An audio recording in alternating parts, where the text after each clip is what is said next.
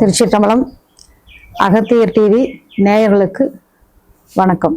உங்கள் அம்மா கலா மாயாஸ்ரீ பேசுகிறேன். நிலையான இறைவனை நான் தேடினேன், அடைஞ்சேன். நீங்களும் அதை போல தேடணும் அப்படின்னு நினைச்சுதான் சில விஷயங்களும் உங்களுக்கு சொல்கிறேன்.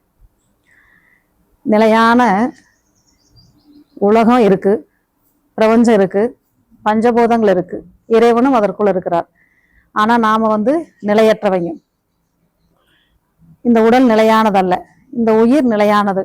நாம செய்யும் செயலும் சிந்திக்கும் செயலும் சிந்திக்கிற சிந்தனையும் நிலையானது. அதை நம்ம விட்டுட்டு போனா அது அப்படியே இருக்கும். ஆனா இந்த உடல் நிலையானதல்ல. இந்த உடலை வச்சு நாம என்ன செய்யறோமோ அது நிலையானது. அப்ப என்னெல்லாம் செய்யணும் அப்படிங்கிறதையும் எதையெல்லாம் செய்யக்கூடாது அப்படிங்கிறதும் வேதங்கள் சொல்கிறது. பிரணம், வித்யம், பவனம், ஸ்வரக்ஷணம். இந்த பிரணவத்தை வச்சு வித்தியங்களை சொல்லலாம்னு சொல்லுது. வித்தியம்னா கலைகள். இந்த மூச்சு காற்றை வச்சு இந்த கலைகளை நாம சொல்லலாம். அப்ப அந்த மூச்சு காற்றை வச்சு இது இறைவன் கொடுத்த வரம். இந்த உடல்ல மூச்சு இல்லைன்னா யாரை ஏத்துக்கவும் மாட்டாங்க. இப்ப நான் ரொம்ப பிடிக்கும், எனக்கு ரொம்ப வேண்டப்பட்டவங்க, என்னோட குழந்தை, என்னுடைய கணவன், என்னுடைய மனைவி, என் உயிரின் மேலானவங்க அப்படின்னு சொல்றவங்களுக்கு கூட இந்த மூச்சு காற்று போயாச்சுன்னா சபம் அப்படின்னு சொல்லுவாங்க. அந்த சபத்தை யாருமே ஏத்துக்க மாட்டாங்க. நான் ஒரு 10 நாளைக்கு வச்சு கூட படுத்துட்டு இருந்து நான் கொண்டாடிட்டு கொடுக்குறேன்னு யாரும் சொல்ல மாட்டாங்க.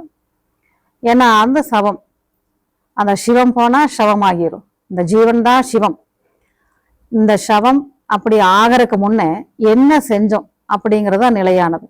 இது யாரும் என்ன உச்சி முகிர்ந்த தாயும் ஏத்துக்க மாட்டான். பின்னொன்னு சொல்லிட்டு ஓடி போய் அங்க நாறுதுன்னு சொல்லிடுவாங்க. ஒரு 3 நாளைக்கு வச்சா நாறுதுன்னு சொல்லிடுவாங்க. யாரும் ஏத்துக்க மாட்டாங்க. ஆனா அவங்களுடைய செயல்கள், அவங்களுடைய புகழை எல்லாரும் அனுபவிக்கலாம்.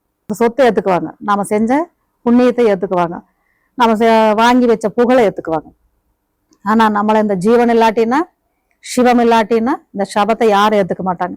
ஆனா இந்த சபம் ஆகிறதுக்கு முன்னே, இந்த ஜீவன் விட்டு போகிறதுக்கு முன்னே, சிவம் நம்ம விட்டு போகிறதுக்கு முன்னே நாம என்ன செய்யறோமோ என்ன சொல்றோமோ அது நிச்சயமா இந்த பிரபஞ்சங்கள் காத்து வச்சிருக்கும்.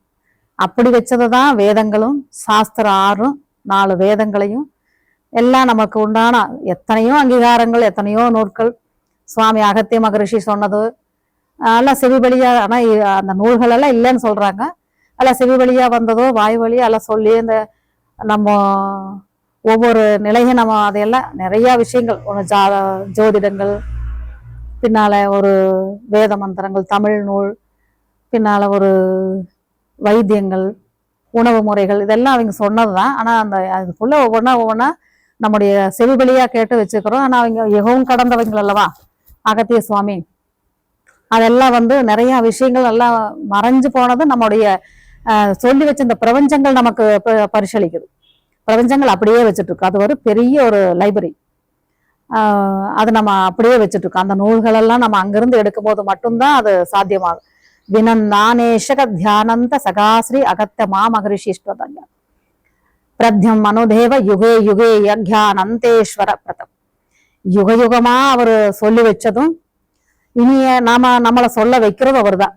அப்ப அத்தனையுமே அந்த ஏடுகளும் இதெல்லாம் மறையாது. அவர் சொல்லி வச்சது நாம எப்பவும் மறக்கவே முடியாது. அது எப்படியும் எத்தனையோ இந்த மாதிரி என்னோட நான் சொன்ன மாதிரி ஏதோ நான் உளறணும் இல்லாத மாதிரி நிறைய உளருவாங்க. அவங்கள பத்தி நிறைய சொல்லி வச்சுக்கிறாங்க. அது மாதிரி சில விஷயங்களை தான் என்னால எடுக்க முடியுது, எனக்கு தெரிஞ்சது. ஆனா நான் படிக்கவும் இல்லை. ஆனா அந்த நூல்கள் என்னன்னு தெரியாது, இது என்னன்னு தெரியாது. ஆனா இறைவன் சொல்ல வைக்கிறாரு, அதை சொல்றேன், அவ்வளவுதான். இந்த பிரபஞ்சங்களை என்ன சொல்ல வைக்குது, இந்த பிரபஞ்சங்களை எதை பேச வைக்குதோ அதை பேசுறேன். ஆனா எனக்கு அந்த அறிவுகள் இல்லை. இந்த நூல்களோ மற்ற சான்று பூர்வமா பேசுறதோ அதெல்லாம் எனக்கு தெரியாது. ஆனா எனக்கு பிரபஞ்சங்கள் என்ன சொல்ல வைக்குதோ, அவர் என்ன சொல்ல வைக்கிறாரோ அதை உங்களுக்கு சொல்றேன். நீங்க கேட்டுக்கலாம். அதுல உள்ள பிழைகளோ அல்லது நேர்த்தியான நிறையோ அதெல்லாம் நீங்க எடுத்துக்க வேண்டியதுதான். ஆனா எனக்கு அது தெரியாது. அப்போ அந்த பிரபஞ்சங்கள் நிறைய விஷயங்களை காத்து வச்சிருக்கு. புதிய புத்தகமா நமக்கு கொடுத்துட்டே இருக்கும்.